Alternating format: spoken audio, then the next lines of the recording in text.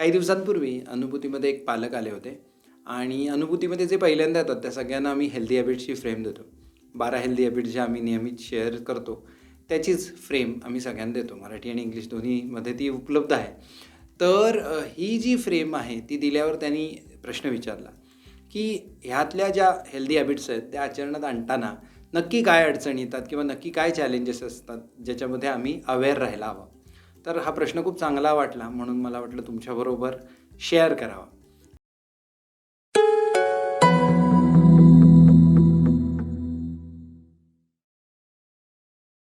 तर त्यातलं पहिलं चॅलेंज असं असतं, की आपण एक्सक्यूजेस खूप देतो. म्हणजे मला हे जमणारच नाही, माझ्याकडे आत्ता वेळ नाही किंवा हे मी नंतर करीन, पुढच्या वर्षी करीन, पुढच्या महिन्यात करीन.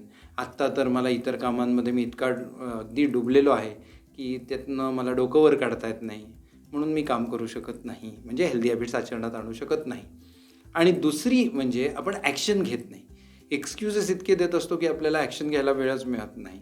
आणि त्यामुळे आम्हाला असं वाटतं, की 2 महत्त्वाच्या अडचणी आहेत. एक म्हणजे एक्सक्यूजेस देणं आणि दुसरी म्हणजे ॲक्शन न घेणं. तर सोपा उपाय याच्यासाठी हाच आहे, की जे काही कराल त्याच्यासाठी म्हणजे हेल्दी हॅबिट्स फॉलो करण्यासाठी ॲक्शन घ्या.